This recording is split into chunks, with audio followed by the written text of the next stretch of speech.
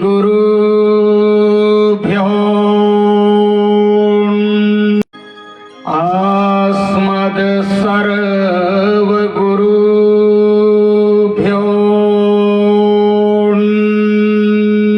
नमः। श्रीमते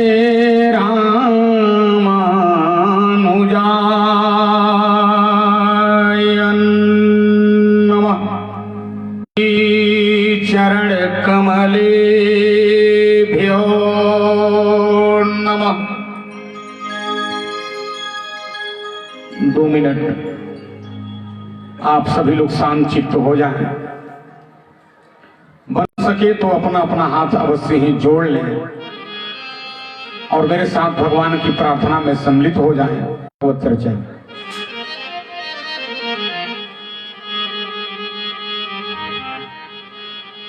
श्री राम राम रघुनंदन राम राम श्री राम राम भरताग्रज राम राम श्री रण कर कस राम राम शरणं भव राम राम गंगा तरंग रमणीय जटा कला गौरी निरंतर विभूषित वाम भागम नारायण प्रियमनंगमदापहारम विश्वनाथम यत्र यत्र रघुनाथ मस्तकांजलिं वाष्पवारि परिपूर्ण लोचनम मारुतिं नमत राक्षसांतकम्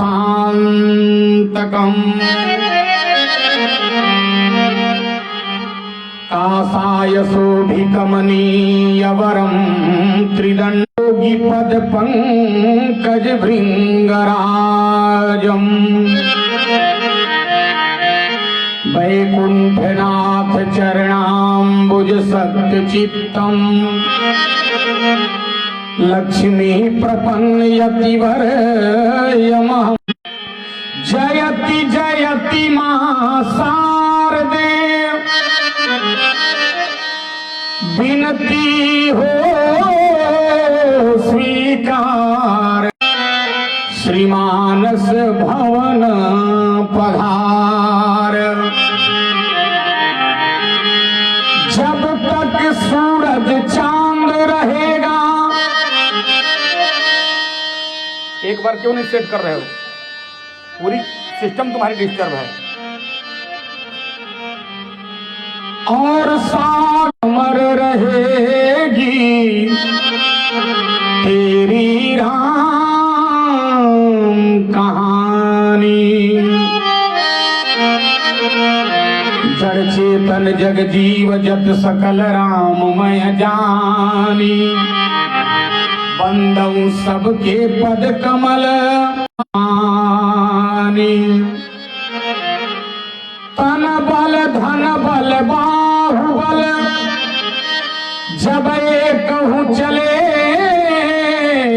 हाथ जोड़ करके बोले भैया लोग दोनों हाथ ऊपर उठा के उच्च स्वर से जय घोष करें। एक बार मुख से कहो जय श्री सीताराम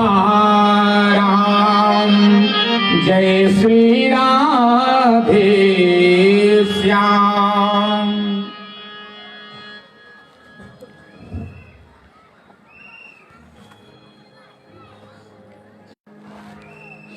निज आराध्य देव हृदयेश्वर प्राणेश्वर राजेश्वर अखिलेश्वर भुवनेश्वर अखिल ब्रह्मांड नायक जगत नियंता जगदाधार कौशल्या आनंद वर्धन जानकी प्राण वल्लभ दशरथ बिहारी भगवान श्री राम के स्तुत्य चरण, उन्हीं के सेवा में अहरनिश लीन रहने वाले पराक्रम के प्रयागराज बल बुद्धि की अगाध सिंधु अनंत बलवंत सुवंत संत वेदांत विद विक्रम उद्धि कर्मण प्रभंजन सुत मंगल मूर्ति संकट मोचन आंजनेय श्री हनुमान जी महाराज,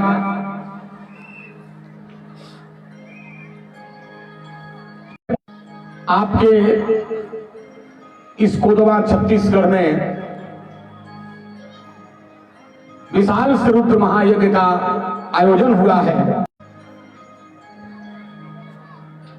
इस यज्ञ के मेरुदंड आयोजक संयोजक प्रायोजक जो भी कह लीजिए हमारे परम पूजनीय प्रातः स्मरणीय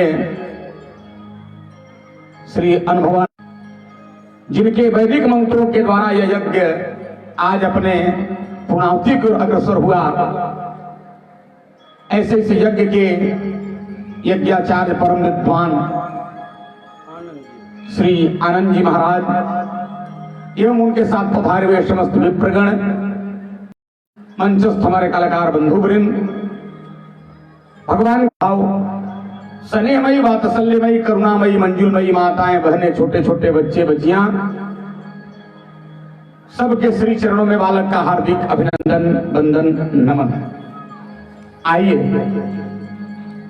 आपको परंपरा बताने की आवश्यकता नहीं है, हम कुछ कहें आप कुछ सुने, उसके पूर्व मानस मंच की मंजूर परंपरा का निर्वहन करते हुए कार्य की एकाग्रता के लिए एक दो बार बड़े भाव प्रेम से आप सभी लोग भगवान के मंगलमय नाम का कीर्तन करेंगे। उसके पहले एक बहुत बढ़िया बात आपको बताते चलूं। देखो भाई, मनुष्य अपने जिंदगी में चाहे, लेकिन उसका आप बहुत बड़ा मकान बना लीजिए, एक जगह नहीं, दुर्ग में बना लीजिए, भिलाई में बना लीजिए, रायपुर में बना लीजिए, बिलासपुर में बना लीजिए, लेकिन कोई नहीं कहता है कि आपका मकान सत्य है। आप योग्य बेटा, लड़का आपका बहुत बड़ा अधिकारी बन जाए, पीएम बन जाए, सीएम बन जाए, लेकिन मरने के बाद ये कोई नहीं कहता है आपका संतान सत्य है। आप बहुत बड़ा दुकान कर लो, लेकिन आपके प्राण वाले ये नहीं कहते हैं कि आपका दुकान सत्य है। क्या कहते हैं? ये लिखा, बचपन में सिखाया गया धराधाम सत्य है। 10 साल 1.5 साल का हो जाता है, 2 अंगुली पकड़ा के चलाती है। इसका अर्थ क्या है? मानो 2 अंगुली सहारा देकर मां बताती है, बेटा संसार में 2 ही चीज सत्य है। बचपन में सिखाया गया धराधाम सत्य है। बचपन में सिखाया गया या धरती सत्य है और तुम्हारा मकान दुकान सत्य है। वही लड़का जब जवान हो गया तो क्या सीख गया? बोले यौवन में सिखाया गया। जवानी में व्यक्ति को सिखाया जाता है संसार में पैसे की बहुत जरूरत है, तो अर्थ सत्य है और पत्नी सत्य है, परिवार सत्य है। लोग कहते हैं यौवन में सिखाया गया, लेकिन वही व्यक्ति जब बूढ़ा हो जाता है तो देखो, हम लोग कहते हैं कि बूढ़ा पुराना सुग्गा जो होता है, तोता ना, वो कुछ सीख नहीं पाता। तो पिंजरे का पंछी, हम और आप भी जब बूढ़े हो जाते हैं तो एक पिंजरा है, इसमें प्राण रूपी पंछी है, तो जब यह पंछी ही निकलता है तो दुनिया के लोग पीछे से सिखाते हैं पिंजरे पंछी जब पिंजरंत में सिखाया गया। कोई ये नहीं कहा पीछे से कि तुम्हारा मकान सत्य है, तुम्हारा संतान सत्य है, तुम्हारा दुकान सत्य है, तुम्हारा प्रतिष्ठान सत्य है। नाजी, जो मिला पीछे से यही कहा राम नाम सत्य है। इसलिए आओ मिलजुल के भाव प्रेम से जो मानव जीवन आनंद छवि घन श्यामा, बोलो जय श्री रामा। आनंद बोलो जय श्री रामा करके आई है। एकदम बोल नहीं रही हैं, बहुत भीड़ है, सब लोग बोलो। अरे आनंद छवि घन श्यामा, बोलो जय श्री रामा। आनंद छवि घन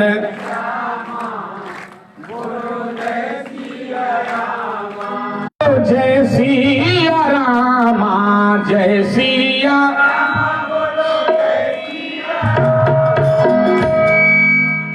आप तबला का साउंड कम कराइए थोड़ा सा।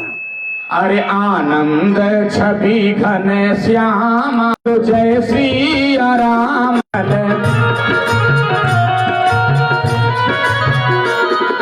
जय सिया रामा, बोलो जय सिया रामा, जय सिया। आनंद छवि घन श्यामा, बोलो जय सिया रामा। आनंद छवि घन, आनंद छवि घन श्यामा, बोलो जय सिया रामा। आनंद छवि घन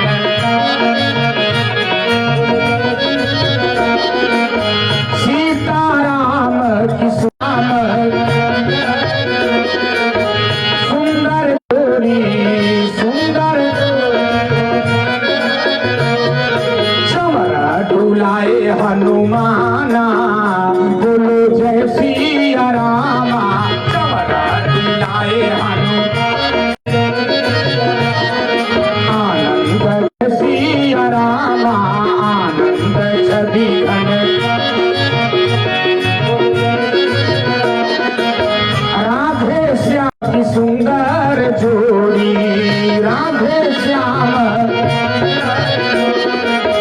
सुंदर जोड़ी हो, सुंदर जोड़ी, सुंदर बड़े बलरामा, बोलो जय सिया रामा। भैया बड़े बलरामा, आनंद छवि घन श्यामा, जय सिया रामा। आनंद छवि घन सरजू किनारे अयोध्या नगरी, सरजू किनारे। सब लोग भाव से ताली बजाते हुए। सरजू किनारे अयोध्या नगरी, सारे मथुरा धामा, बोलो जय सिया रामा। गोकुल मथुरा धामा, बोलो। छवि घन श्यामा, बोलो जय सिया रामा। आनंद छवि घन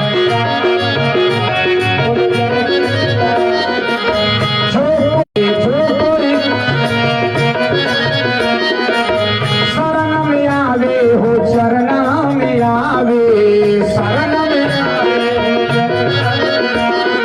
पूरन होए सब काम, जय सिया रामा। पूरन होए सब कामा, घन श्यामा, बोलो जय सिया रामा। आनंद छवि घन, आनंद छवि घन श्यामा, बोलो जय। अब 4 बार खूब जोर से जयकारा बोलिए, वीर हनुमान की। एकदम कम कर दिया है क्या? थोड़ा बढ़ाओ यार, एकदम कम कर दो। तुम्हारा साउंड सिस्टम कल से ही पूरा डिस्टर्ब है। देश हिंदुस्तान की, हर एक इंसान की, बोलो भक्त और भगवान की। धर्मानुरागी सज्जनों, माताएं एवं बहनों, जैसे कि आपको विदित है, बोलना था, लेकिन आज समिति के समस्त लोग हमारे पास पहुंचे और जाकर के आग्रह किए कि महाराज आप एक दिन लेट आए तो एक दिन कथा को आगे बढ़ा दीजिए। हमने कहा भैया कल आप लोग वचन में आएगा, तो लोगों ने कहा महाराज निश्चित लोग आएंगे। तो महाराज जी का आग्रह और समिति के लोगों का आग्रह में ठुकरा नहीं पाया, तो कल भी कथा का समय होगा 2 बजे से 4 बजे तक। कल थोड़ी कथा पहले होगी 2 बजे से 4 बजे तक, क्योंकि 6 बजे सिंगा से हमारी बस है, इसलिए 2 से 4 कथा होगी। आप लोगों से प्रार्थना है कि आप निवृत्त होके 1-1:30 बजे महाराज जी तो कह रहे हैं घर से खाकर क्या आना, यही भंडारा में पा लेना आके। तो आइए सब लोग अब शांतित हो जाए और ध्यान से कथा श्रवण करें। बोलो हनुमान जी महाराज की। कल आप लोगों से निवेदन किया गया था कि राम विवाह की कथा हम सुनाएंगे। देखो भाई, जब तक उस समस्या का समाधान नहीं होगा तब तक राम जी का विवाह संभव नहीं है। अच्छा, तो राम जी के विवाह में समस्या क्या थी? राम जी के विवाह में समस्या थी, पढ़ी लिखी माताएं बहनें भी बैठी, का पुराना पिनाक धनुष टूटेगा नहीं तब तक सीता और राम जी का विवाह होगा नहीं। और एक बात याद रखो, यह समस्या केवल त्रेता की नहीं है। केवल ऐसी बात नहीं है कि त्रेता में ही सीता और राम के मिलन में धनुष बाधक था, भी यह धनुष बाधक है, थोड़ा सा स्वरूप बदल गया है। त्रेता में सीता राम जी के मिलन में, सीता राम जी के विवाह में बाधक था शंकर का धनुष। जब तक ये दहेज रूपी धनुष टूटेगा नहीं तब तक राम जैसा गुणवान बेटा और सीता जैसी गुणवती बेटी आपस में मिलने वाले नहीं। किसी कवि ने लिखा हमारे भोजपुरी में कि जब विवाह दुकानदारी हो गई, भारी हो गई। आज कोई बेटी नहीं जन्माना चाहता है। जब से धनुष ऐसा भारी हो गई, देश की स्थिति क्या है? आज अपने बेटे को कोई नहीं देखता है कि मेरा बेटा कितना सुंदर है, कितना पढ़ा लिखा है, क्या योग्यता है। ये बात याद आ गई कि एक बार एक लड़का स्वयं लड़की देखने के लिए पहुंचा और लड़की से पूछा, एक बात बताओ, भोजन बनाना जानती हो? लड़की ने सिर हिला। लड़की ने कहा हाँ। अच्छा, फेसबुक चलाना? लड़की ने कहा हाँ। तो अंतिम में पूछा, डांस करना जानती हो? डांस? और एक बात बताऊं, ये डी शब्द है ना, यह हमारे भारत को बर्बाद कर, को लोग एडवांस कहते हैं। डांस। आज किसी का बेटा बेटी परिक्रमा करने के लिए यज्ञ में आए तो लोग व्यंग बोलते हैं, आजकल इसके यहां बहुत भक्ति छछाई है। और उसी का लड़का लड़की डांस करे उसको एडवांस कहा जाता है। डांस और ड्रिंक्स, ये तीनों देश को बर्बाद कर रहा है। निवेदन आपसे कर लूं। लड़की ने धीरे से गर्दन हिला के कहा हाँ। लड़के ने कहा तब फाइनल है, तुम्हारे साथ ही विवाह करूंगा। जैसे उठकर सोफे से जाने लगा दरवाजे तक, लड़की ने कहा, आप मेरे भाभी पति हैं, एक बात बताइए, आप तबला? ने कहा ना। सारी योग्यता केवल आज बच्चियों में चाहिए, हमारा बेटा कैसा है ये लोग देखते नहीं है। कार्टून लड़का राजा रामचंद्र कहलाए। देश की वर्तमान हालात है कि कार्टून ऐसा लड़का राजा रामचंद्र कहलाए और रामचरितमानस जस लड़की रद्दी भाव बिकाए। ईद और विवाह दुकान दारी हो गई। देखो, शादी विवाह हमारे यहाँ 16 संस्कारों में से एक संस्कार है। कब वो रहा संस्कार, आज हुआ व्यापार भरा दोनों पाकिट। बेटी हाँ माने कर्जा तो बेटवा माने फिक्स डिपॉजिट, इनकम टैक्स जारी हो गई जब से शादी और विवाह की बंधारी हो गई। तो त्रेता में शिव का धनुष मिलने में बाधक था, आज दहेज रूपी धनुष। और एक बात सुन लो, त्रेता में यह धनुष बड़े बड़े राजा महाराजा से नहीं टूटा था, राम जी से टूटा था। और आज भी दहेज रूपी धनुष ये भी किसी नेता से नहीं टूटेगा, सांसद से नहीं टूटेगा, मंत्री से नहीं टूटेगा, प्रधानमंत्री से नहीं टूटेगा, नौजवान के संकल्प से ही टूटेगा। अगर नौजवान संकल्प ले कि हमें पढ़ी लिखी योग्य पत्नी चाहिए, दहेज नहीं चाहिए। देखो, राम जी का 4 प्रकार से विवाह हुआ है। राम जी कहां हुआ है? पुष्प वाटिका में। सीता जी राम जी को देख रही हैं, राम जी सीता जी को देख रहे हैं। इसको विद्वानों ने कहा ये प्रेम है। अच्छा, दूसरा हुआ प्रण विवाह। राजा जनक जी ने प्रतिज्ञा किया, हमारे दरबार में पड़े हुए चढ़ाएगा, तोड़ेगा, वही हमारी बिटिया सीता के साथ नाता जोड़ेगा। और तीसरा हुआ जयमाल विवाह। सीता जी जयमाला डाली राम जी के गर्दन में, जयमाल विवाह। और चौथा हुआ वैदिक विधि से और लौकिक विधि से। 4 जब तक दहेज जब तक शिव का धनुष टूटेगा नहीं तब तक राम जी का विवाह संभव नहीं है। देखो, राजा जनक जी ने प्रतिज्ञा किया। ये राजा जनक के कोविद लोग प्रतिज्ञा बोले हैं, जनक जी अपने मुंह से नहीं, उनके कोविद लोग मानस में बोले हैं। कहा? पहले धनुष का इतिहास बताया गया है। रावण बाण महाभट भारे,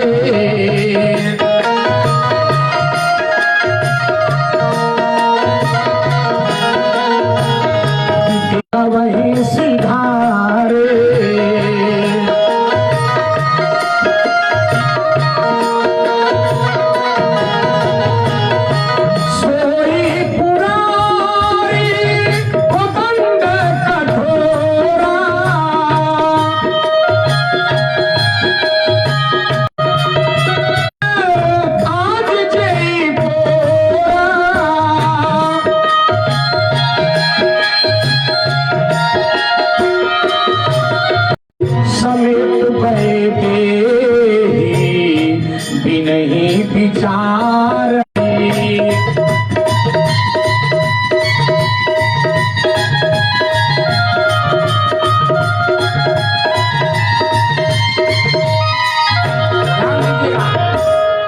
चौपाई आपके सामने हम गाए। चौपाइयों का अर्थ समझ लीजिए। राजा जनक के कुमार महाभट भारे देखि सरासन गवही। किसी जमाने में शंकर जी के इस धनुष को उठाने के लिए रावण और बाणासुर जैसे योद्धा आए थे। प्रयास किए लेकिन शंकर के धनुष को तिल भर उठा पाए नहीं। बाण महाभट भारे देखी सरासन गवही। गवही का मतलब क्या होता है? ये शुद्ध हमारे यहाँ की भाषा है, बिहार की, जहां का मैं रहने वाला हूं। गवही का अर्थ होते हैं, जैसे हमारे यहाँ माँ को 2 बेटे हो और उसके पास 1 लड्डू हो, तो माँ अपने बेटे से कहती है गवही खा जा ना तो बड़का आ जाई, माने जल्दी खा जाओ नहीं तो बड़ा भाई तुम्हारा आ जाएगा। तो देखी सरासन गवही सिधारे, चुपके से भाग गए। अच्छा, पढ़े लिखे लोग बैठे हैं, छत्तीसगढ़ में बहुत कथा होती है, हमारे पुराने परिचित लोग बैठे हैं, सुरेश भाई आज आ गए। अच्छा, एक बात पर्वत को उठा लेता था। क्यों भाई, उठाता था कि नहीं उठाता था? और अकेले नहीं उठाता था, उस कैलाश पर्वत पे शंकर जी और दोनों के सहित कैलाश पर्वत को उठाकर रोज अपने बाहुबल की परीक्षा लेता था। मानहु तौल निज बाहु बल, अपने बल की परीक्षा लेता। बहनों, कैलाश पर्वत को जो रावण रोज उठा सकता था, वो शंकर का धनुष क्यों नहीं उठा पाया? क्या शंकर जी का धनुष कैलाश पर्वत से भी ज्यादा भारी है? ईमानदारी सोचिए। और अगर आप पुराणों को पढ़ेंगे, 1000 हाथियों से खिंचवा करके का पिनाक धनुष आया था। मात्र 40,000 हाथियों से खिंचवा करके जनक जी के दरबार में शंकर जी का धनुष लाया गया था, और रावण रोज कैलाश पर्वत को उठा, वो शंकर का धनुष क्यों नहीं उठा पाया? इसका कारण सुन लो। इसका कारण यह है, जब आप कवितावली रामायण में पढ़ेंगे तो उसमें वर्णन है, अपने पिनाक धनुष को पढ़ा रखा था, सिखा रखा था कि जब तक तुमको राम जी न उठाए तब तक तुम किसी से उठना मत। कारण यही है। तो देखो, रावण और बाणासुर उठाने के लिए चुपके से भाग गए। उसी धनुष को आज हमारी सभा में जो उठाएगा, चढ़ाएगा, तोड़ेगा, वो सीता के साथ नाता जोड़ेगा। और तीसरी चौपाई बड़ी लाजवाब, कठोरा राज समाज आज जय तोरा, बोले त्रिभुवन जय समेत वैदे, विचार बरई हटते ही। अंतिम चौपाई में जनक जी के कोविदों ने कहा, जनक जी की प्रतिज्ञा सुन लो दुनिया वालों, शंकर जी के धनुष को जो भी उठा देगा उसके योग्यता पर विचार नहीं किया जाएगा। धनुष तोड़ने वाला बच्चा है, विचार नहीं किया जाएगा। धनुष तोड़ने वाला नौजवान है, इस पर विचार नहीं किया जाएगा। धनुष तोड़ने वाला 85 साल का बुढ़ा है, इस पर विचार नहीं किया जाएगा। धनुष तोड़ने वाला शराबी है, इस पर विचार नहीं किया जाएगा। धनुष तोड़ने वाला कबाबी है, इस पर विचार। मेरे शब्द से वो स्वामी जी के शब्द का मिलान करो। वो स्वामी जी ने क्या लिखा? बोले बिना ही विचार बरई हठ, बिना विचारे जो धनुष तोड़ देगा उसी के गले में सीता जयमाला डालेंगे। अब पढ़ी लिखी बहनें बैठी हैं। समय सीता जी का विवाह हो रहा था, तो हमारे पुराणों में कथा है कि सीता जी की उम्र हो रही है 6 वर्ष की, और राम जी थे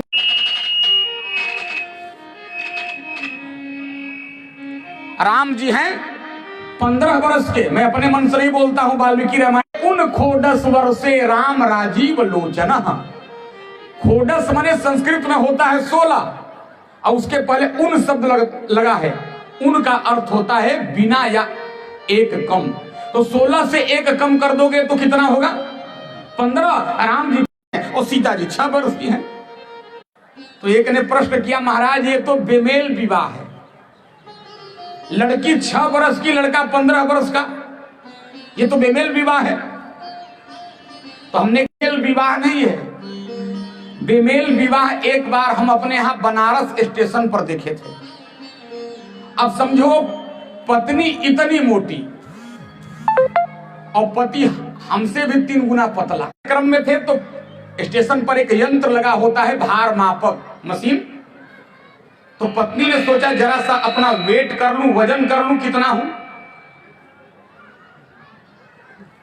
मशीन पे 1 रुपया का सिक्का डाल के चढ़ी, पूरा साउंड खराब हो गया यार, भारी हो गया है। बोलो हनुमान जी महाराज की। पूरी कथा फिर डिस्टर्ब हो गई, कोई आनंद ही नहीं आएगा।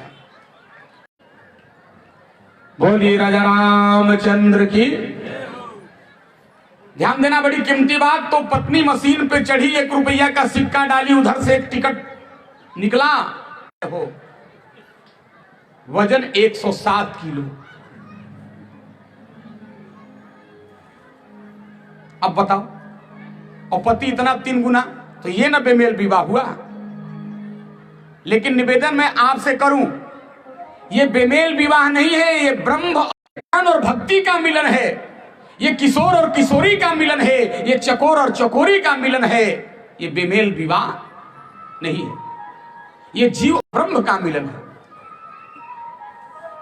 तो जनक जी की प्रतिज्ञा है कि धनुष तोड़ने वाले की योग्यता पर ध्यान नहीं दिया जाएगा, बच्चा तोड़े, नौजवान तोड़े, योग्यता पर ध्यान नहीं दिया जाएगा।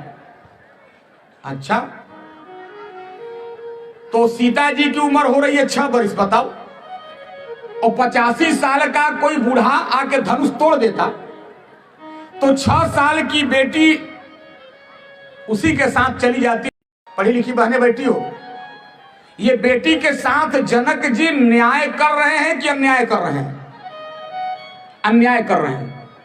6 वर्ष की बेटी उसी के साथ विवाह होगा।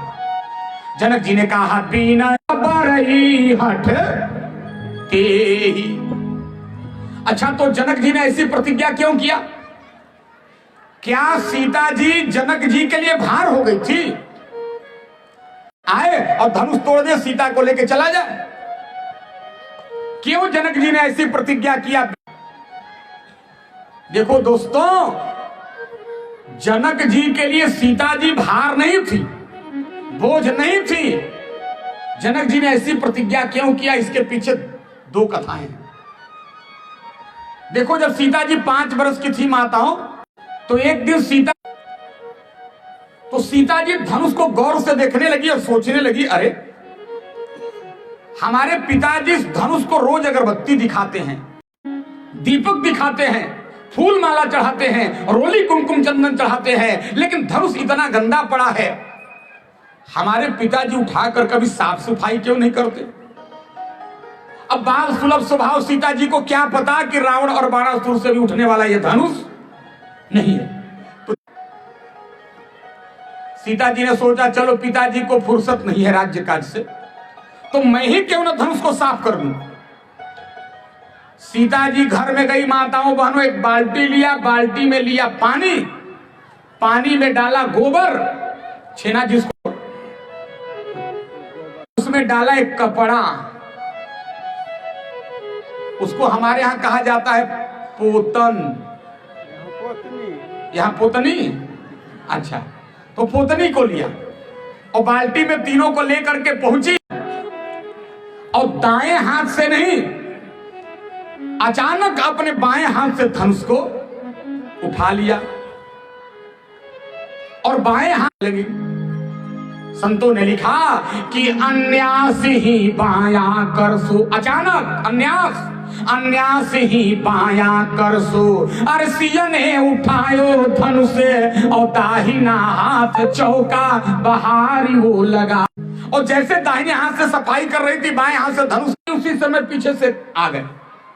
और जनक जी ने जब इस दृश्य देखा, जनक जी की आंखें फटी रह गई। अरे बाप रे बाप, रावण और बाणासुर जैसे योद्धाओं से नहीं उठने वाला धनुष हमारी बेटी ने अपने बाएं हाथ, इसका मतलब हमारी बेटी कोई साधारण बेटी नहीं है, ये जरूर कोई शक्ति है, और इस शक्ति को किसी ना किसी शक्तिमान से जोड़ना होगा। मन में विचार बरई हठ तेहि। दूसरी कथा सुन लो।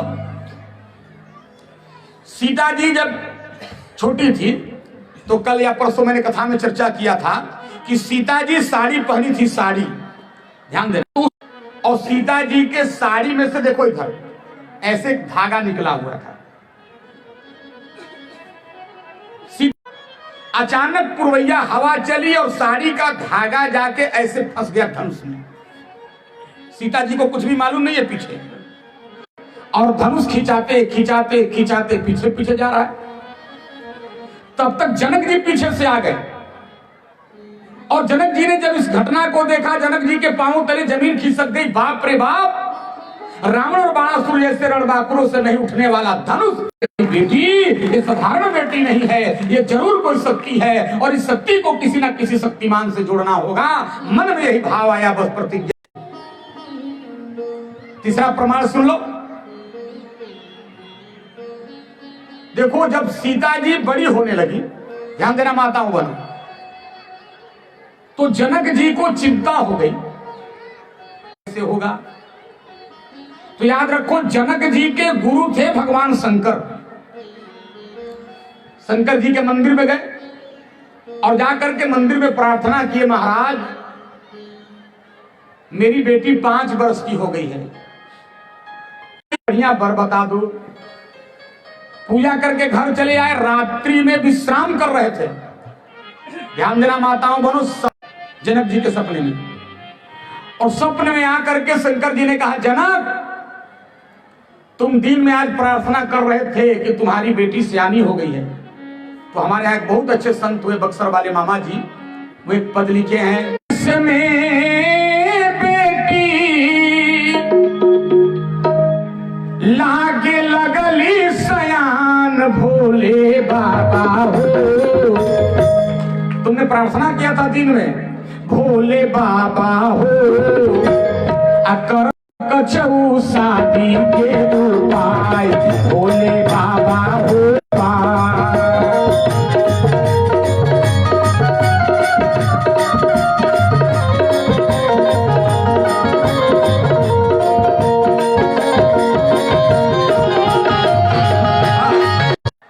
कोई वर बताओ। तो वही शंकर भगवान सपने में प्रकट होके कहे, तुम्हारे दरबार में मेरा पुराना धनुष जो पड़ा है जनक, उस पर प्राण लगा दो, शपथ कर लो, प्रतिज्ञा कर लो, जो हमारे इस धनुष को तोड़ेगा वही तुम्हारी बेटी सीता का होगा।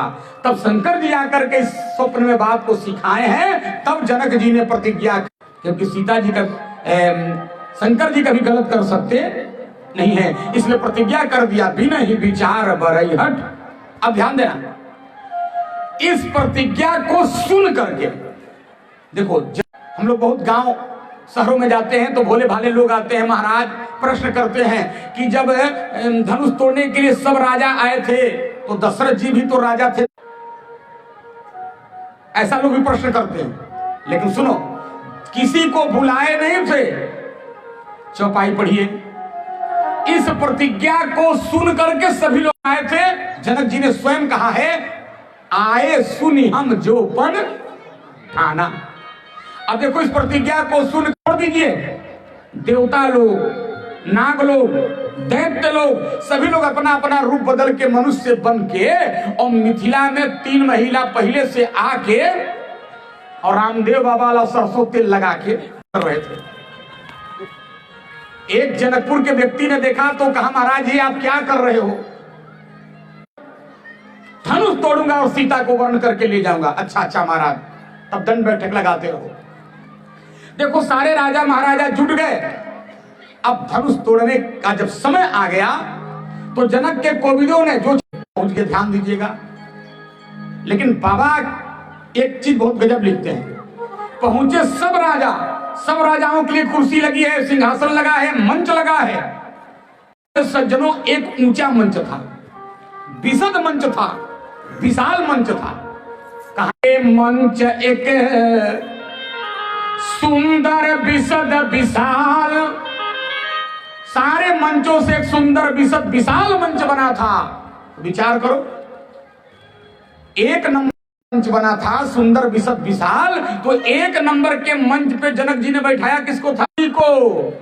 और आजकल उल्टा होता है, एक नंबर की कुर्सी पर 2 नंबर वाले लोग बैठ जाते हैं, तो देश समाज का कैसे कल्याण होगा? और आप लोग बहुत निवेदन कर दूं, किसी का भी बढ़िया से जांच पड़ताल करो, तभी उस पर विश्वास। मंच पर एक नंबर के लोगों को बैठाया, सब लोग बैठे हैं। महाराज चलो धनुष तोड़ने के लिए। सबसे पहले एक राजा उठा, और ऐसे देखो उठने का तरीका, अपने कंधे से गमछा उठाया, इसको क्या बोलते हैं आप लोग? कसा फेटा बांधा। बाबा ने चौपाई लिखा, बोले परिकार बांधी उठे अकुलाई,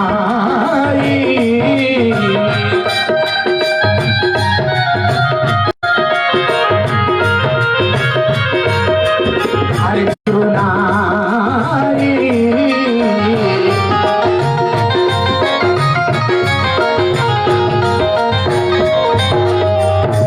अपने इष्ट का नाम लिया, पहुंच गया धनुष के पास। सावधानी से सुनना,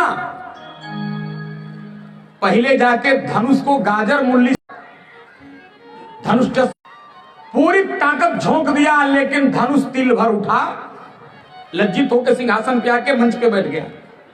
दूसरा राजा गया, वो भी प्रयोग किया बल का, धनुष नहीं। तीसरा गया, चौथा गया, 5वां गया, 6वां गया, ऐसे करते करते सब राजा गए, लेकिन किसी से धनुष तीर भर उठा।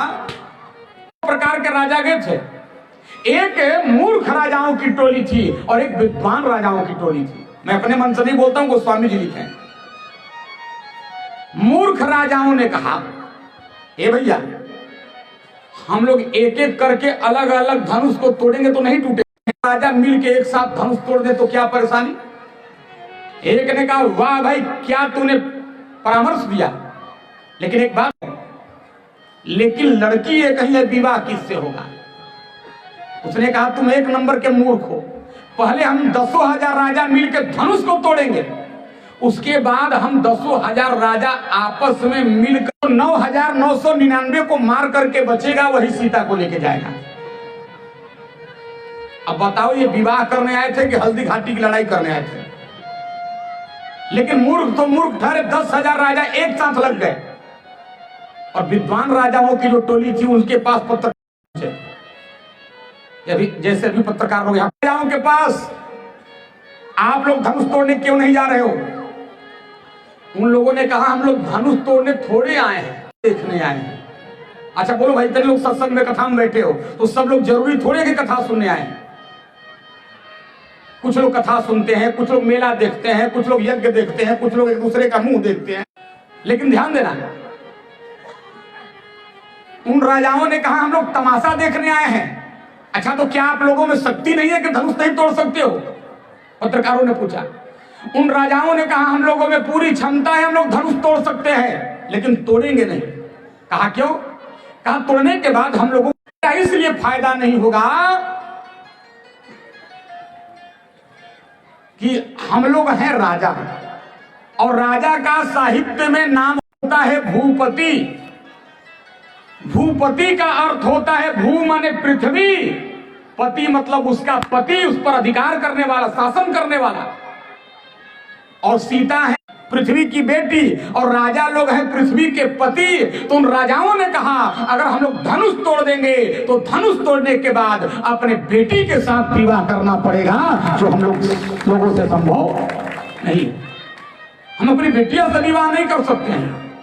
तो बाबा ने उन राजाओं की प्रशंसा करते हुए लिख दिया, जिन विचार मन माही जिन एक कछु विचार मन माही शान जाही।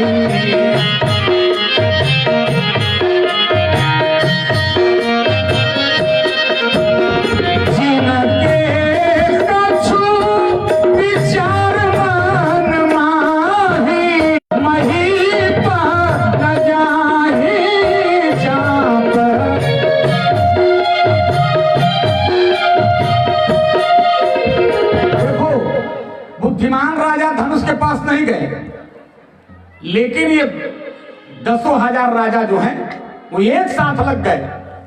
बाबा ने चौपाई लिखा, 12 और लगे उठावन टरैन। अब पढ़े लिखे लोग बैठे हो, एक प्रमाण तो मैंने आपको दे दिया कि रावण और बाणासुर से धनुष नहीं उठ रहा था, क्योंकि इन राजाओं से शंकर, इन राजाओं के लिए शंकर जी ने नहीं कहा था इन लोगों के हाथ से मत उठना। तो 10,000 राजा से धनुष क्यों नहीं उठ रहा था। एक बात बताइए कि धनुष कितना बड़ा था कि 10,000 राजा एक साथ लग गए। 10,000 लोगों की लाइन लगाओगे तो यहां से कम सिमगा तक जाएगा। कौन जगह, सिमगा, सिगमा। कितना बड़ा था। हमने कहा, देखो भाई, धनुष तो छोटा ही था, तुम्हारा 10,000 राजा कैसे लग गए। हमने कहा, इस धनुष की एक खासियत थी, ये धनुष चल सकता था, ये धनुष सुन सकता था, ये धनुष बोल सकता था, ये धनुष देख सकता था, ये धनुष बढ़ सकता था। आप प्रमाण पूछोगे तो मानस का प्रमाण मैं आपको दूंगा, अन्य ग्रंथों की बात छोड़ दो। जरा सा आगे कथा सुन लो, फिर इसी जगह पर आपको पहुंचाऊंगा। देखो माताओं बहनों, जब किसी राजा से धनुष नहीं और राम जी धनुष के पास आए तो राम जी भी चट से धनुष को उठा कर तोड़ नहीं दिए, बल्कि राम जी धनुष के पास आए। आप लोग मेरे तरफ देखो, और राम जी आए धनुष की तरफ और देख कहां रहे हैं, सीता जी की तरफ। कहा? जहां सीता जी झरोखे में खिड़की में जयमाल लेकर देख रहे हैं, उन पे को देख रहे हैं। बिंदु जी ने लिखा इस देश के सबसे बड़े कथावाचक, बोले कौशिला के लाल जब धनुहा के समीप आए, आए चार बात सोच देखो। चार बात राम जी सोच रहे हैं। कौन कौन बात? ई जो धनुहिया ना तोड़ो तो कुल में कलंक लागो। अगर इस धनुष को नहीं तोड़ूंगा तो रघुकुल में कलंक कहे लोभ की नारी की। अगर तोड़ दूंगा तो लोग कहेंगे कि सीता को पाने के लिए राम ने धनुष तोड़ दिया। तीसरी बात, बोले राजा जनक जी के प्रण राखी बेजी, राजा जनक की प्रतिज्ञा नहीं रहेगी। और चौथे पर आए अब दशानन त्रिपुरारी के। दुनिया के लोग कहेंगे लोगों से क्या उठेगा? यही जानी दयानाथ। यही सोच करके ध्यान दीजिएगा, राम जी खड़े हैं और सीता पे देख रहे हैं। तो सीता जी ने आंख से इशारा किया, प्रभु अभी आंख से इशारा कर दिया, बहुत भारी है, हमसे उठने वाला नहीं है। सुनो, सीता जी ने राम जी ने कहा सीता जी से धनुष। इतना सीता जी जब इशारे में समझी कि राम जी कह रहे हैं धनुष बहुत भारी है, हमसे उठने वाला नहीं है, तो सीता जी शंकर भगवान को मनाने लगी, हे भोलेनाथ, हमने आपका जितना जब तब पूजा में धनुष राम जी के हाथों टूट जाए। अब राम जी के हाथों टूट जाए, सीता जी प्रार्थना कर रही हैं। अब मानो शंकर भगवान भांग पी के उभर लो, ये प्रार्थना ही ना सुने। तो लगाया नंबर अब की बार पार्वती जी को, धनुष राम जी के हाथों टूट जाए। मानो पार्वती जी ने भी प्रार्थना न सुना, तो अब की बार लगाया नंबर गणेश भगवान को। जय गणेश देवा, माता जाकी पार्वती पिता महादेवा। जय गणेश जय गणेश जय गणेश देवा, माता जाकी पार्वती पिता महादेवा। माता जाकी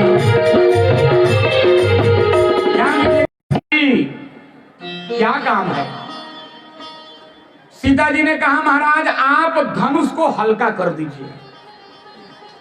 गणनायक वरदायक तू सेवा, धनुष को हल्का कर दो महाराज। गणेश जी ने हंस के कहा आप तो नंबर ही गलत जगह लगाती हो। गणेश जी ने कहा मैं हल्का करने। अच्छा बोलो भाई, आप लोग माताओं बहनों दीपावली को लक्ष्मी गणेश का पूजन करती हो, आप लोग करते हो क्यों?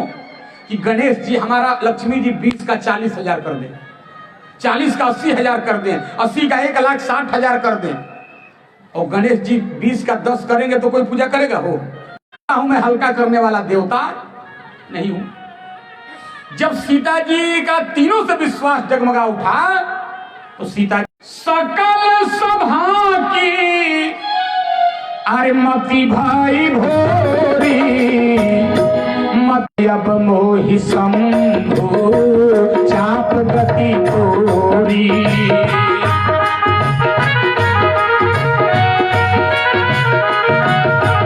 अरे अब मोहि शंभु तोरी।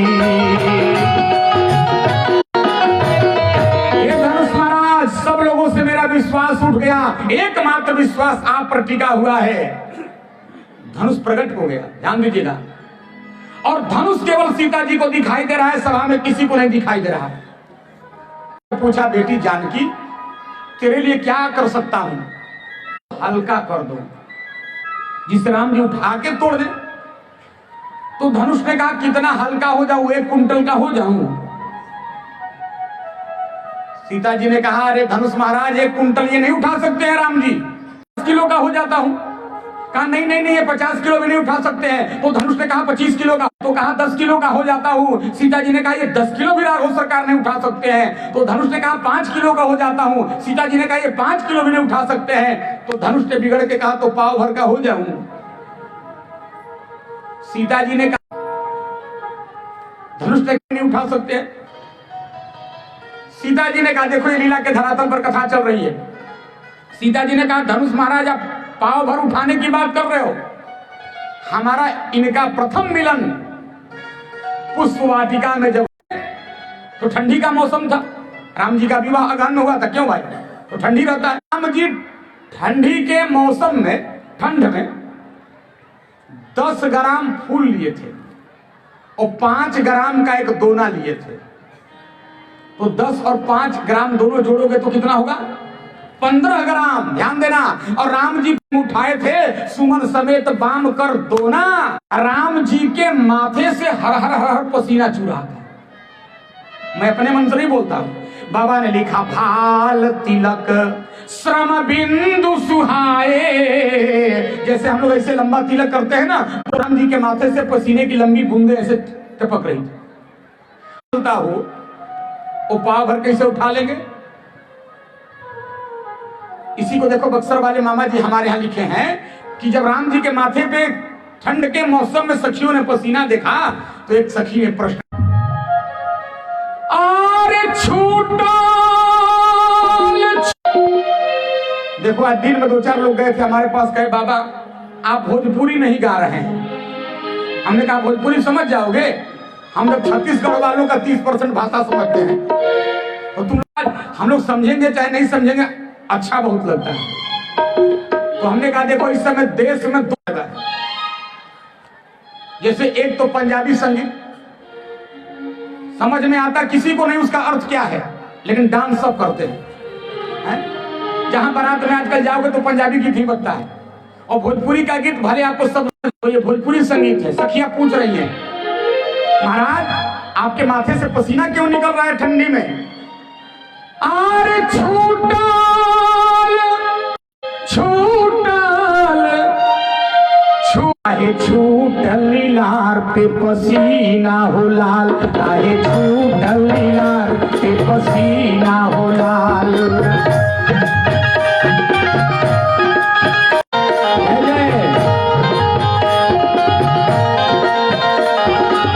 सखियां प्रश्न कर रही है, शरद के दिन नहीं जेठ के दोपहरी,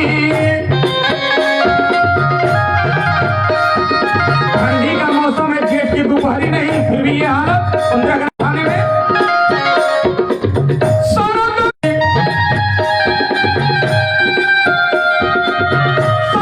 के जेठ नहीं देश के दोपहरी, छूटल लीलार पे पसीना होला।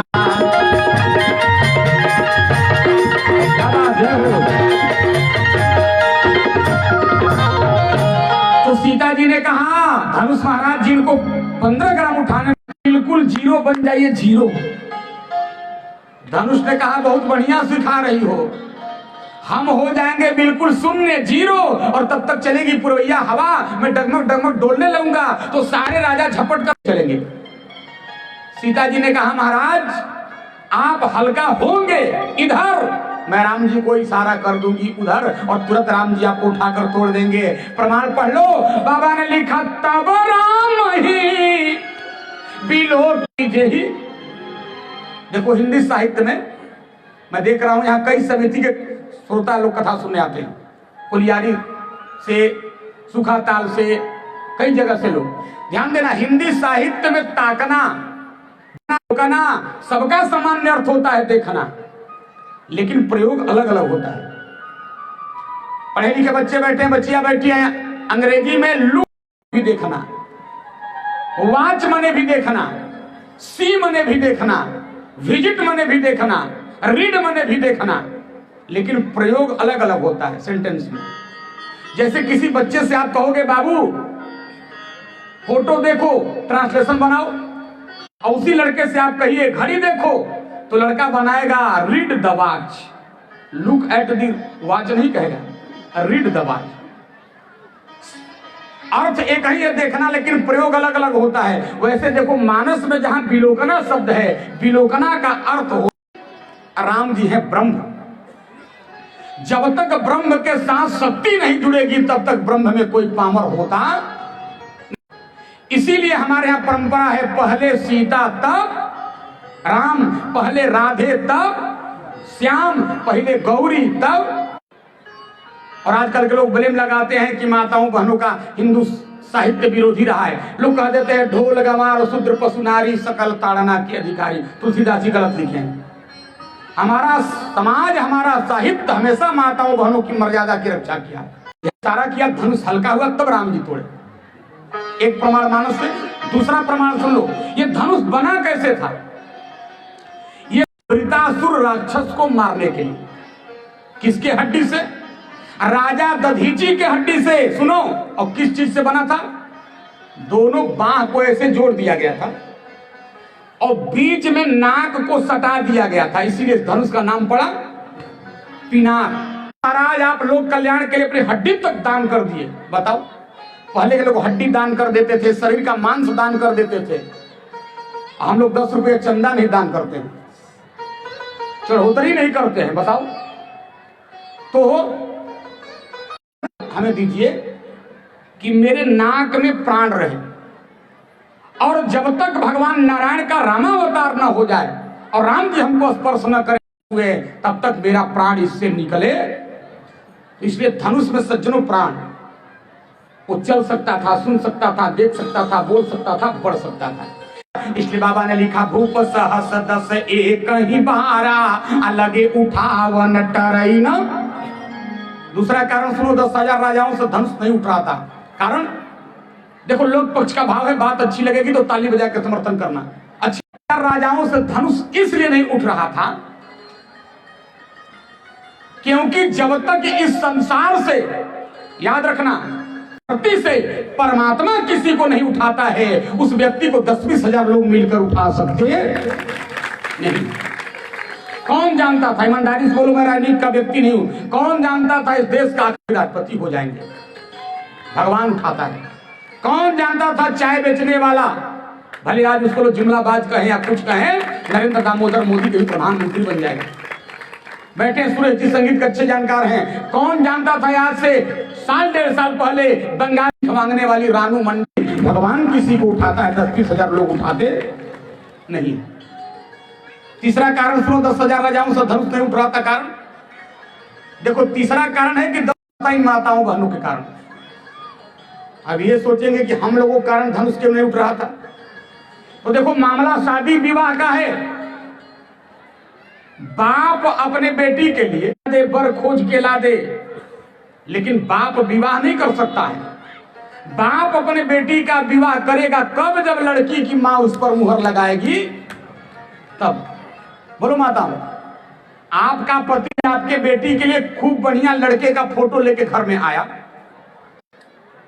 ये तुम्हारे बेटी के लायक है, जरा फोटो देख के बताओ।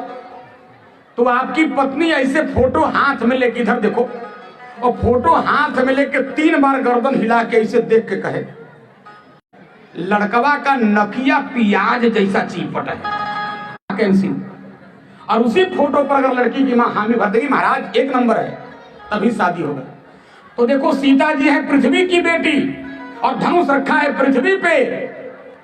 जब 10,000 राजा गुस्से में उसको एक साथ उठाए तो नीचे से पृथ्वी मैया एक एक राजाओं का चेहरा मिलाने लगी। कोई मेरी बेटी जानकी के लायक नहीं है, तो पृथ्वी मैया ने अपने दिक्पालों को आदेश दिया, जोर से धनुष को नीचे से पकड़ लो, कोई तिल भर धनुष को न उठा पाए। प्रमाण पढ़िए। पहले राजा लोग गुस्से में पकड़ रहे हैं, बोले तमकी ताकी, राजा लोग तमक के देख रहे हैं गुस्से में धनुष को, तो नीचे से पृथ्वी, जब देखिए इसमें एक भी व्यक्ति, एक भी राजा मेरी बेटी सीता के लायक नहीं है, तो जोर से धनुष को पकड़ लिया।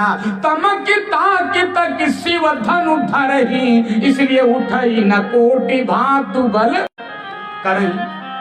अंतिम प्रमाण सुन लो, 10,000 राजाओं से बनो, जब 10,000 राजा एक साथ धनुष में लगे ना और उठाने लगे, तो पार्वती जी दौड़ते भागते पहुंची शंकर जी के पास और जाकर के जोर से चिल्लाई, भोला।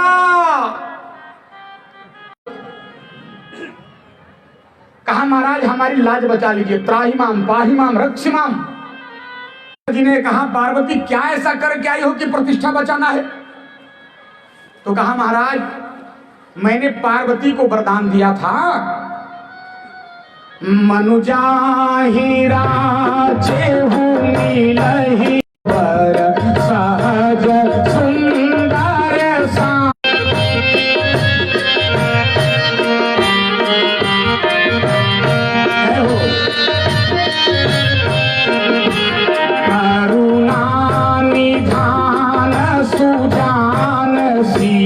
सने हरावरो।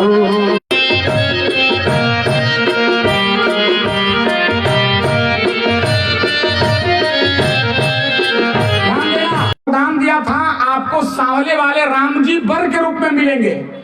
और हे भोलेनाथ, ये 10,000 राजा लोग धनुष तोड़ देंगे तो मेरे वरदान का क्या होगा? दुनिया में हम लोगों से लोगों का विश्वास उठ जाएगा, लोग हम लोगों से प्रार्थना पूजा पाठ सब बंद कर देंगे। तो शंकर जी ने कहा मैं क्या करूं? तो पार्वती जी ने कहा महाराज अब एक काम करो, ताल साकिनी डाकिनी हाकिनी चुड़ैल सबको लेकर के चले जाओ जनकपुर में, और को लेकर चले जाओ, किसी को दिखाई नहीं देना चाहिए। और नीचे से जाके हे महाराज आप धनुष को पकड़ लो, 10,000 राजा तोड़ ना पाए। तब शंकर जी पहुंचे जनकपुर, भूत प्रेत सब पढ़ लिया, प्रमाण पढ़ लिए, बोलिए तमक की राजा लोग गुस्से में धनुष को पकड़े हैं, देख रहे हैं। तमक की तो आधा चौपाई उधर पढ़िए, शिव धनु धरही। शंकर जी ने धनुष को पकड़ लिया, इसलिए उठाई न कोटि भात नहीं। एक बार दोनों हाथ उठा के बोलिए हर हर हर हर। देखो किसी राजा से धनुष जब टस से मस्त न हुआ तो सभा का जो अध्यक्ष होता है ना, नियम है अध्यक्षीय भाषण सबसे अंतिम में होना चाहिए। आज विश्व की सबसे बड़ी सभा लगी हुई है, ध्यान दीजिएगा। सभा में अभी कुछ ऐसे लोग हैं जो धनुष के पास गए नहीं हैं, जनक जी ने निकाल दिया, सभा में खड़े हो गए और बोल पड़े आहा ताजा हुआ सा निज निज गृह जाहू। हे महाराज मैं जान जनकपुर की सभा में केवल धरती के लोग नहीं, धारी मनुज शरीरा और विपुल वीर आए रणधीरा। कहू काही लाभन भावा अकाउन शंकर चाप। अरे आने से पहले तो बड़ी बड़ी डिंगे मार रहे थे, धनुष तोड़ूंगा, सीता को वर्ण करके ले जाऊंगा, लेकिन कोई धनुष को तिल भर नहीं उठा पाया। अपन को इतनी सुंदर बेटी देके हमारे बेटी के मांग में 2 रुपए का सिंदूर नहीं लिखा। तजहु आस निज निज गृह जाहू, लिखा न विधि वै देही। ब्रह्मा ने इतनी सुंदर बेटी देके उस बेटी के मांग में 2 रुपए का सिंदूर नहीं लिखा है। याद रखो बेटी के आवाज घर घर का बाप रो रहा है। क्यों भाई? घर घर का जनक रो रहा है। मैंने तो शुरू में ही कहा उस समय शिव का धनुष बाधक, दहेज का धनुष बाधक चीज वही है, वो जरा सा परिवर्तन हुआ है। आप लोग लौट जाओ, मेरी बेटी के मांग में सिंदूर नहीं लिखा है। जब तो सब राजा लोग शर्म के मारे ज्यों उठ के चलने के लिए तैयार हुए। जनक जी ने कहा खबरदार, मेरे दरबार से कोई खाली हाथ नहीं जाएगा। आप लोग एक एक सर्टिफिकेट लेते जाओ। उन्होंने कहा जब हम लोग धनुष, जनक जी ने कहा आप लोग खाली हाथ नहीं जाओ, एक सर्टिफिकेट लेते जाओ। ये बिहार की मिथिला यूनिवर्सिटी है और यहाँ से सर्टिफिकेट ये लेते जाना है कि अब जन को माखे भट्ट मानी। आज के बाद अपने आप को कोई वीर मत समझेगा। अब जब बोले वीर विहीन मही मैं जान गया पृथ्वी वीरों से खाली हो गई है। हारे विधाता, अगर मैं प्रतिज्ञा छोड़ता हूं तो पुण्य समाप्त हो जाएगा, और प्रतिज्ञा रखता हूं तो सुकृत जाए जो पन परिहरम। प्रतिज्ञा छोड़ूंगा तो पुण्य समाप्त हो जाएगा, इधर बेटी कुंवारी रह जाएगी। देखो माताओं बहनों, जैसे कहा आज बेटे हो, जिस शब्द पे जनक जी ने बल दिया, लक्ष्मण जी के कान में बात गई, लक्ष्मण जी उसी शब्द को पकड़ लिए और उसी शब्द से शुरुआत किया। छोटे से लक्ष्मण जी गुस्से में सिंहासन पे मंच पे खड़े हुए और लक्ष्मण जी ने कहा हे जनक, पढ़ो। जनक जी किस शब्द पे बल दिए थे? वीर मत माखे।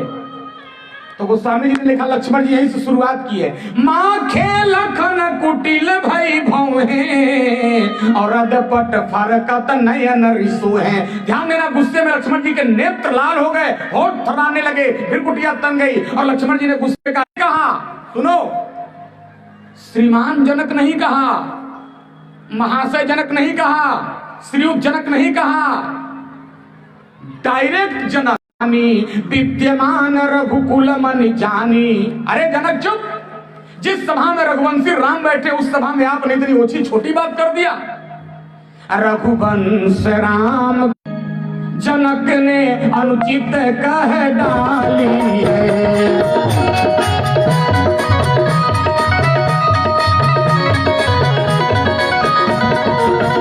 यहाँ सब हृदय में चुभते हैं पृथ्वी की।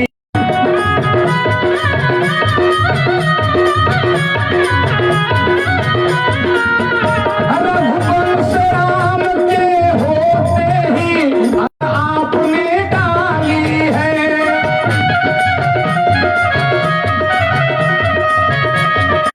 यह सब हृदय में चुभते हैं पृथ्वी वीरों से खाली है।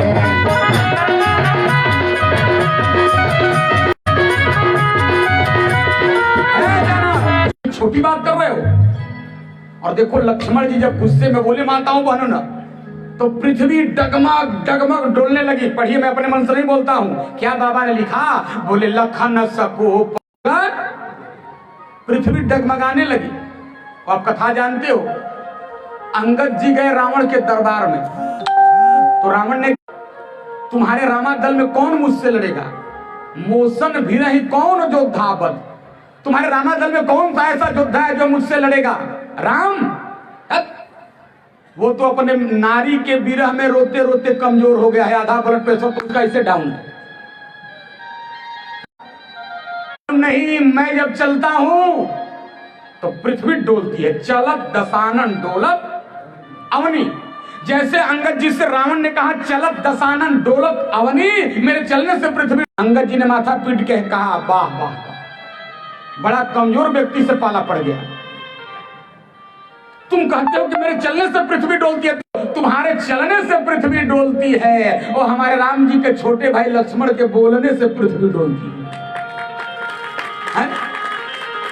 तो रावण ने कहा, सुनो गप मत मारो, तुम्हारे रामा दल में केवल एक बहादुर आदमी है, एक बलवान। कौन? बोले शिल्प कर्म जान ही नल नीला। वो बंदर है जो लंका मेरा जला के चला गया, बलवान। तो अंगद जी ने कहा, तुमको तो बलवान का पहचान करने का तरीका ही मालूम नहीं है। वो तो हमारे रामा दल का सबसे कमजोर बंदर है। उससे कमजोर तो अगल बगल रावण के जितने मंत्री थे सिंहासन पे सब खड़े हो गए। रावण ने कहा, तुम लोग क्यों खड़े हो गए? राम पहले कमजोर वाले बंदर को भेजे थे, अब सबसे बलवान वाले को भेजे हैं, इसलिए लोग भागने की तैयारी में है। सुनो, जिसको तुम सबसे कमजोर कह रहे हो, सबसे बलवान समझ रहे हो, वो हमारे रामादल का सबसे कमजोर है, और उसकी खासियत जानते हो तो पृथ्वी डोलती है। लेकिन हनुमान बोलता है तो केवल पृथ्वी नहीं डोलती। आप लोग हनुमान चालीसा पढ़ो, उसमें क्या लिखा है, तीनों लोग कांपे। तीनों लोग डोलता है, कांपता है। कब? जब हनुमान जी चलते हैं। अच्छा, तो लक्ष्मण जी गुस्से में बोले माताओं बहनों, तो पृथ्वी डगमगाने लगी। और लक्ष्मण जी ने गुस्से में कह दिया, हे भैया राम, अगर आपका आदेश हो तो इस पृथ्वी को गेंद के समान आकाश में उछाल दो। कंदुकी अपने राजाओं से धनुष नहीं टूटा था, वो सब प्रसन्न हो गए। जाने दो भाई, धनुष टूटा चाहे नहीं टूटा कोई बात नहीं, लेकिन एक फायदा हुआ। ये लड़का कह रहा है कि हम पृथ्वी को गेंद की तरह आकाश में उछालेंगे तो हम लोग फ्री में आकाश का सैर करके आ जाएंगे।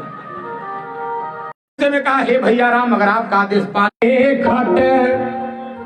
जिमी डारम थोरी कांटे, घट जिमी डारम थोरी, मुलक जिमी तोरी।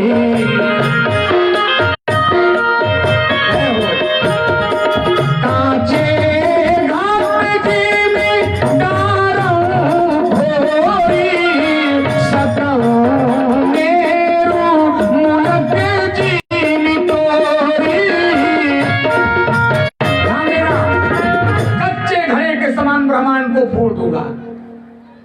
एक बार देखो यही कथा, ये आप कौन बहादुरी की बात कह रहे हैं कि लक्ष्मण ने कहा कच्चे घड़े के समान फोड़ देंगे। अरे कच्चा घड़ा तो छोटा सा चाहिए था, पक्के घड़े के समान फोड़ दूंगा। लेकिन लक्ष्मण ने कच्चे घड़े की तरफ पृथ्वी को फोड़ने के लिए क्यों कहा? हमने कहा महोदय यही तो हमारे गोस्वामी जी की लेखनी की संभाल है। गोस्वामी जी ये भी लिख सकते थे कि पारों फोड़ी, लेकिन कच्चे घड़े के समान लिखा। जानते हो क्यों? अपने हाथ में और पृथ्वी पे पत्थर पे पटक दो, मौके पर वहां कुम्हार मौजूद होगा, घड़ा बनाने वाला मौजूद होगा। क्यों सज्जनों, ईमानदारी से बोलो, पक्का घड़े, लेकिन कच्चे घड़े की जो मिट्टी है उससे दोबारा घड़ा बन जाएगा। तो लक्ष्मण जी ने कहा है दुनिया वालों, मेरे को गुस्से में ब्रह्मांड को फोड़ने में देर हो सकता है, लेकिन मेरे बगल में मेरे भैया राम जो खड़े हैं, इनको ब्रह्मांड को जोड़ने में देर हो सकता नहीं है। इसलिए कांचे घड़े। सब राजा लोग चुपचाप बैठे हैं और लक्ष्मण जी गुस्से में बोलते जा रहे हैं, हो रहे हैं। जनकपुर वाले सोच रहे कि चलो लगता ही गोरा वाला लड़का कटकटाया है, यही धनुष तोड़ेगा है? और राम जी मन ही मन सोच रहे कि यार ये उतना उतावला है लक्ष्मण। तो राम जी ने इशारा किया, हे लक्ष्मण, जिसको तुम जनक कह रहे हो मालूम है कौन है? कहा कौन है? सीता के पिता हैं और उनको जनक कह रहे हो। लक्ष्मण जी ने कहा गनीमत मनाइए, ये सीता के बाप हैं। इस समय आपके बाप भी रहते तो मैं छोड़ता। ये रघुवंश खानदान की बात है। अच्छा, तो राम जी, मैं हास्य के लिए कह रहा हूं, लक्ष्मण जी बड़े मर्यादित थे। तो राम जी ने आंख से इशारा किया, लक्ष्मण बैठ जाओ। कैसे? चौपाई पढ़िए। अरे शयन ही रघुपति लखन निवारे,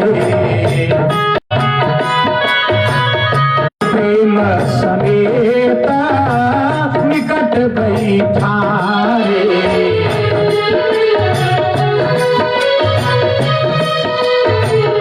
शयन ही रघुपति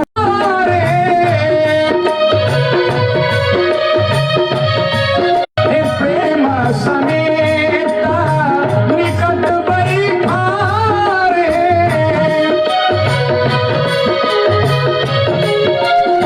ध्यान देना, आंख से इशारा किया। और एक इशारा किया गया है तो आंख से ही इशारा किया गया है, क्योंकि हमारे यहाँ कहा जाता है, विद्वान लोग कहते हैं, इशारा समझ में आ जाए तो एक्शन, और आंख की इशारा न समझ में आए तो रिएक्शन। हमको तो बिहार की घटना याद आ रही है कि हमारे यहाँ बिहार में एक दुल्हा पहली बार, घुमाता बहनों, आपके यहाँ बनता है कि नहीं बनता है? हमारे यहाँ बता रहे, हमारे यहाँ एक एक पूड़ी इतना बड़ा बड़ा बनता है, हाथी के कान के बराबर। एक पूड़ी कितना बड़ा बनेगा? जितना हाथी का कान बड़ा होगा। तो पहली बार अपने ससुराल गया तो उसको वही पूड़ी बना करके सारी सरहद ने परोस दिया। उसकी पत्नी भी उस समय नैहर में थी और ऐसे पार्सल कर देता। तो उसकी पत्नी खिड़की से देख रही थी कि मेरे पति महोदय कैसे खा रहे हैं। इसने देखा एक बार में जब एक बड़ा वाला पूड़ी खा रहा है तो इसने आंख से इशारा किया, ए जी। उसने धीरे से खाते हुए इशारा किया, क्या है? तो इसने इशारा किया, मन दो दो कौर करके खाओ, तोड़ तोड़ के खाओ। अब इसको इशारा 2 अंगुली का देखकर रिएक्शन कर गया, इसको लगा 2 पूड़ी खाता है। अब ये बहादुर 2 पूड़ी खाना शुरू किया। उसकी पत्नी और संकोच में पड़ी, अब कैसे इसको समझाऊं? तो खिड़की में माताओं बहनों एक कपड़ा लेके आई, रुमाल, और ऐसे उसको छोटा छोटा के पीस बना के इशारा की। इसको कपड़ा देख के इशारा रिएक्शन कर गया। इसको लगा हमारे ससुराल की परंपरा है, दूल्हा पहली बार आता है तो खाते समय कुर्ता धोती भी फाड़, ये सब फाड़ लिया बेचारे। तो देखो, इशारा समझ में आए तो एक्शन, न समझ में आए तो रिएक्शन की कथा है। उतना समय नहीं कि हम आपको बता पाए, एक आध नमूना सुन लो। राम जी लक्ष्मण जी धनुष बाण लेके किष्किंधा पर्वत के पास जा रहे हैं। नीचे है किष्किंधा पर्वत के। सुग्रीव के साथ हनुमान जी बैठे हैं। सुग्रीव ने देखा राम और लक्ष्मण जी को, एक काम करो, कहा क्या? लगता है मेरे बड़े भाई बाली को तो श्राप है, इस पर्वत पर नहीं आ सकता है, तो हो सकता है मुझे मरवाने के लिए ये दो नौजवानों को भेजा है, दो वीरों को भेज रहा है, पता करो मेरे बड़े भाई बाली ने भेजा है क्या। तो हनुमान जी जब चलने के लिए तैयार हो गए, खबरदार ऐसे मत जाओ। तब कहा धारी बटु रूपा देखू तय जाई, का रूप धारण करके जाओ। अच्छा, और देखो अगर वो बाली भेजा होगा हमको मरवाने के लिए तो यहां कहने के लिए मत आना है। तो हनुमान जी ने कहा तुम कैसे जानोगे। देखो कहा धारी बटु रूप देख, वहीं से इशारा कर देना। कैसे? धारी बटु रूप देखू तय जाई, कहे सुजान जी सयन भू भागऊ तुरंत जऊया सहना, पठय बाली हो ही मन, मैं भाग जाऊंगा। आज भूपति लखन निवारे, प्रेम समेत निकट बैठारे। बैठ जाओ। लक्ष्मण जी समझदार थे, बैठ गए। और लक्ष्मण जी सज्जनों ज्यों बैठे, विश्वामित्र बाबा सभा में खड़े हो गए और विश्वामित्र बाबा ने कहा क्या? बाबा ने चौपाई लिख दिया, अरे जानी बोले अति सरे हमें पानी, चापा जनक परितापा, अरे कहता जनक परितापा। थोड़ा ध्यान से समझिएगा। बाबा ने शुभ जानी और बोले अति सने हमें। अच्छा बोलो भाई, इस चौपाई को पढ़ने से लग रहा है कि विश्वामित्र समय, क्या इसके पहले अशुभ समय चल रहा था? बोलो, आप लोग यज्ञ कराते हो तो महाराज जी से मुहूर्त बढ़िया है, तो महाराज जी मुहूर्त बताएंगे, शुभ समय बताएंगे, तब आप लोग यज्ञ करते हो। बोलो, हम लोग साधारण मकान बनाते हैं भैया, तो पंडित जी लोगों से पूछते हैं महाराज गृह प्रवेश का शुभ समय कब है? का पूजन करते हो पूर्णमासी को, तो पूछते हो महाराज पूजा का समय कब है? आज एकादशी है ना। कई लोग हमसे फोन से पूछे गुरुजी ये पारण का शुभ समय कब है? तो हमें तो याद रखो, मुहूर्त देखते हैं, समय देखते हैं। जनक जी धनुष यज्ञ करा रहे हैं, धनुष यज्ञ सुनी रघुकुल नाथ करा रहे। तो इतना बड़ा यज्ञ जनक जी करा रहे हैं तो मुहूर्त नहीं दिखवाए थे? क्यों तुलसी बाबा ने लिखा और क्यों विश्वामित्र जी विश्वामित्र समय शुभ जानी शब्द लिखा है? क्या इसके पहले अशुभ समय चल रहा था? पहला प्रमाण, धनुष पर बैठा था राहु। हे आरती वाले बाबू, हे बबुआ, पीछे से जाके आरती दिखाओ। पीछे वाली ने पहले भागती हैं, जा पीछे वाले को दिखाओ। बोल हनुमान जी महाराज की। अब देखो एक नियम है, महाराज जी का भी होगा ना, महाराज जी भी बोलेंगे ना। 5:30 बजे बोलिए हनुमान जी महाराज की। 15-16 मिनट आप लोग ध्यान दीजिएगा, बस केवल धनुष तोड़वा दूं। देखो धनुष पर बैठा था राहु और विश्वामित्र जी हैं त्रिकालदर्शी। विश्वामित्र जी ने जैसे देखा, धनुष तोड़ने के कुछ ही क्षण बाद, उठाने के कुछ ही क्षण बाद उठ के चला गया। तो राहु को उठकर जाता देखे विश्वामित्र जी तो समझ गए कि राहु काल समाप्त हो गया, क्योंकि भाई राहु और शनि का काल बड़ा खराब होता है। हम लोग बहुत जगह कथा करने जाते हैं तो लोग कहते हैं महाराज, एक आदमी तो मिला, एक संत से कहा महाराज हम पर शनिचर चल रहा है, कोई उपाय बताओ। माताएं भी बहुत पूजा पाठ करती हैं, सुनो।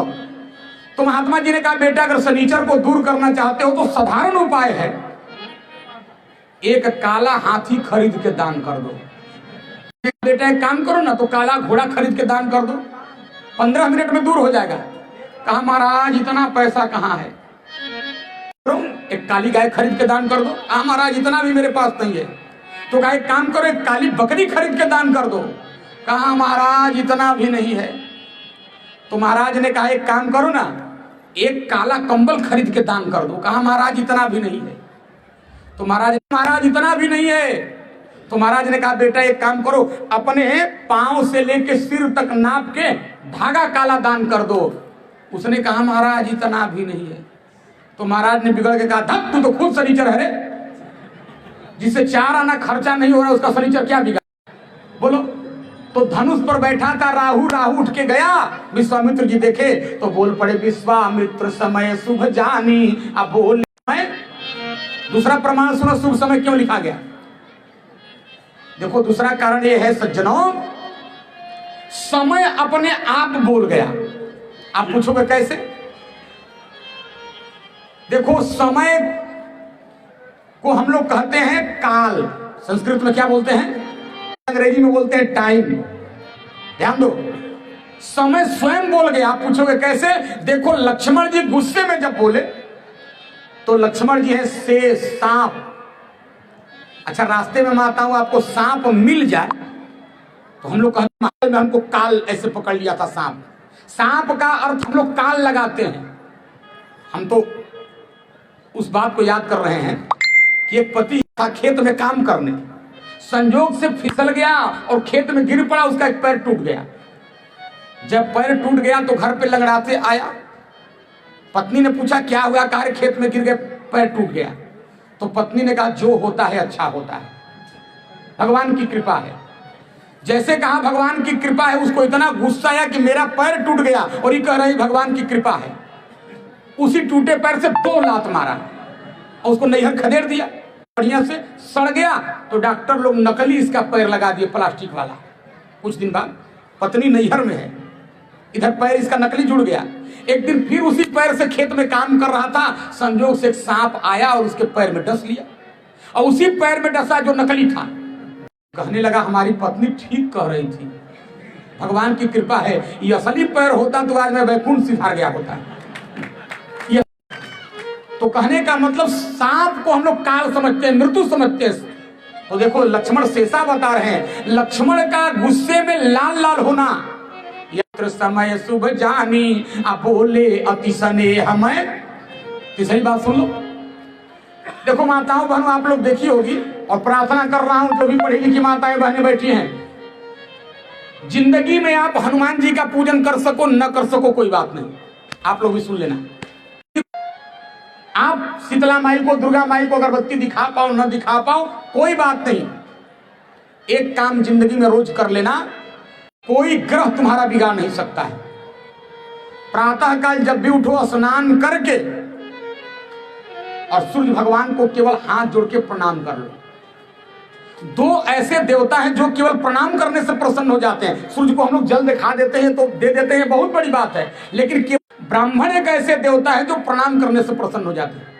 अच्छा बोलो भाई, ब्राह्मण को किसी से झगड़ा चल रहा हो, कोर्ट में मुकदमा चल रहा हो, और वही ब्राह्मण सवेरे सवेरे मिल जाए और आप कहो महाराज 5 हुए, या जो अपनी भाषा में कहते हो प्रणाम कर रहे हैं, तो ब्राह्मण कभी आपसे ये नहीं कहेगा, कुछ कहेगा ऊपर से कहेगा कल्याण हो, भला हो, ऊपर से बढ़िया कहेगा, अंदर से भले कुछ कह रहा हो। नमस्कार करने से प्रसन्न हो जाता है और सूर्य भगवान भी नमस्कार करने से प्रसन्न हो जाते हैं। तो नमस्कार किया करो सूर्य भगवान को। और आप लोग देखे होंगे कि सूर्य भगवान सवेरे जब उगते हैं तो सूर्य भगवान के उगने के पहले पूर्व दिशा में लालिमा आती है, जब तब तक सूर्य भगवान निकलते नहीं है। देखो सज्जनों, लक्ष्मण का गुस्से में लाल लाल आंख करना, विश्वामित्र जी समझ गए ये लालिमा है, और लालिमा के बाद निकलता है सूर्य। तो रघुबर बाल पतंग, राम जी छोटे सूर्य हैं, लक्ष्मण का गुस्से में लाल लाल आंख करना लालिमा। तो विश्वामित्र जी समझ गए जब आकाश में हो गई लालिमा तो सूर्य को निकालना जरूरी है, इसलिए बोल पड़े विश्वामित्र समय शुभ जानी हमें बानी, उठाऊ राम भंजहु भव चापा अमेट हुतात जनक परि। राम जी चले धनुष तोड़ने के लिए, और देखो राम जी धनुष तोड़ने गए और राजा लोग धनुष तोड़ने गए तो एक अंतर था। देखो राम जी धनुष तोड़ने जा रहे हैं तो कैसे जा रहे हैं और राजा लोग कैसे गए, हमने पहली चौपाई आपको सुनाया, व्याकुल होके क्यों भाई। और राम जी धनुष तोड़ने कैसे गए, सहजता से जा रहे हैं, व्याकुल होके नहीं। सकल जग स्वामी। सहज होके और राजा लोग परिकर बांधी उठे अकुलाई। देखो यही राम जी की विशेषता है। राम जी दुख में भी सहज रहते हैं और राम जी प्रसन्नता में भी नहीं। दुख आया तो रोने लगे और सुख आया तो हंसने लगे। दोनों स्थिति में व्यक्ति को सम रहना चाहिए, सहज रहना चाहिए। राम जी बताए, राम जी पहुंच गए धनुष के पास। सुनिएगा ध्यान से। और राम जी धनुष के पास पहुंचे तो देखो हमारे राम जी इतने मर्यादित हैं। राम जी डायरेक्ट धनुष को अपने से नहीं उठा लिए, धनुष मांग कर तोड़ूंगा। तो धनुष रखा कहां है? पृथ्वी के ऊपर। तो कहा मां धनुष दोगी? पृथ्वी मैया ने कहा ले लो राम। राम जी ले रहे तो देत कौन? बोले लेत तो देत पृथ्वी, लेत चढ़ावत खैचत गाढ़े। और जैसे राम जी हाथ पर पृथ्वी से मांग कर लिए, एक बिना मौसम के आकाश में बादल छा गए। बिना मौसम के, बरसात नहीं था, और इतनी जोर से बिजली कड़की कि 2 सेकंड के लिए जितने भी राजा महाराजा जनकपुर के लोग बैठे थे उन लोगों की आंखें बंद हो गई बिजली के चमकने से। और जब लोगों ने 2 सेकंड के बाद आंख खोला तो देखा क्या? कहा लेत चढ़ावत खैचत गाढ़े। कैसे राम जी धनुष तोड़े? तो बाबा ने चौपाई लिख दिया, तेहि क्षण राम मध्य धनु भरे भुवन धुनि घोर कठोरा।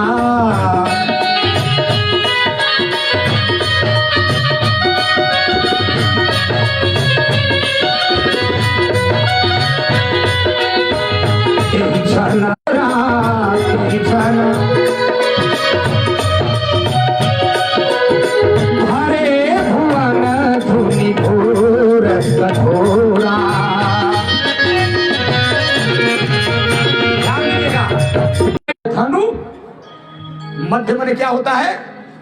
बीच।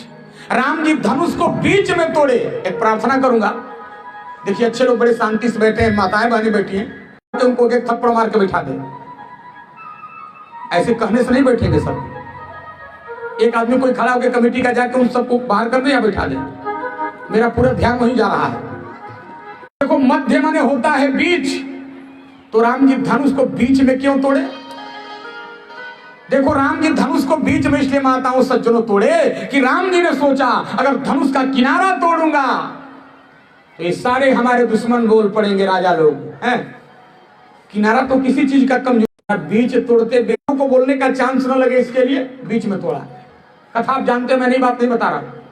देखो हमारे यहाँ 7 दिन है। राम जी धनुष को सोमवार के दिन नहीं तोड़े, मंगलवार के दिन नहीं तोड़े। अगर आपको जानना ये कथा कहाँ लिखी हुई है, पूरा सोमवार के दिन नहीं तोड़े, मंगलवार के दिन नहीं तोड़े, बुधवार के दिन नहीं तोड़े। यहां से शुरू होता है गुरुवार, गुरुवार के बाद शुक्रवार, शनिवार, रविवार, यानी 3 दिन इधर 3 दिन उधर। बीच में गुरुवार को राम जी ने धनुष तोड़ा। आज तक 3 ही राम पैदा हुए, परशुराम, राम, बलराम। अब आप माया राम को मत जोड़ लीजिएगा और काशी राम को। राम 3 ही सृष्टि में हुए। राम वाले रघुनंदन राम ने तोड़ा, इसलिए तेहि क्षण राम मध्य धनु तोड़ा।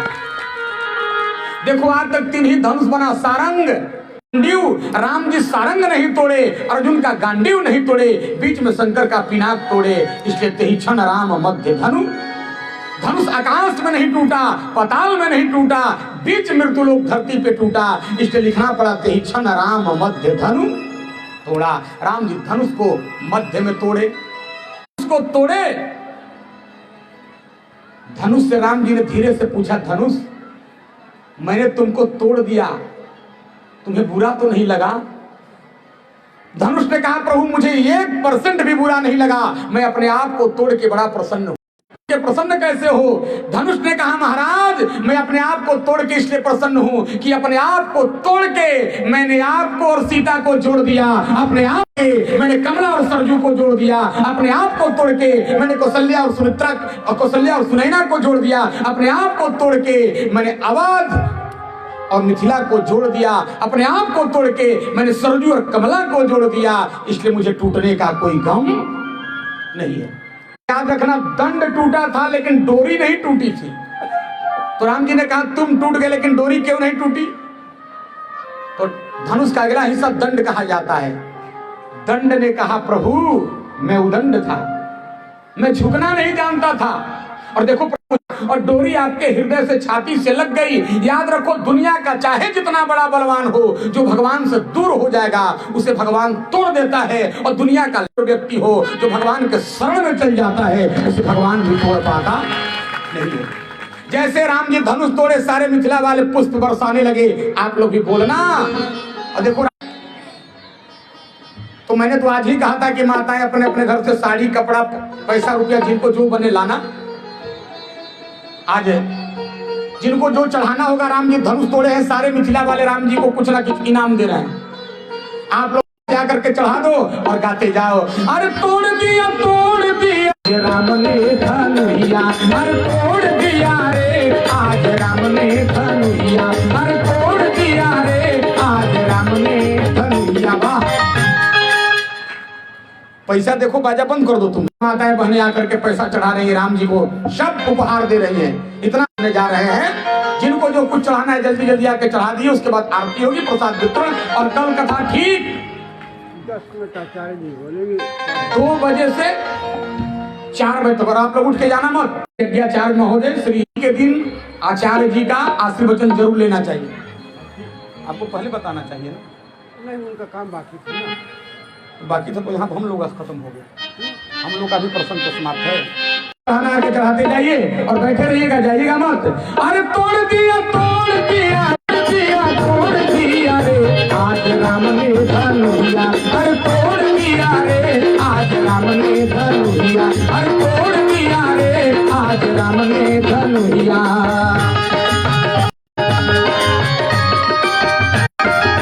हाँ देखिए, ये सभी माताएं बहनें साड़ी कपड़ा अपने घर से चढ़ा रही है राम जी के दीवाने।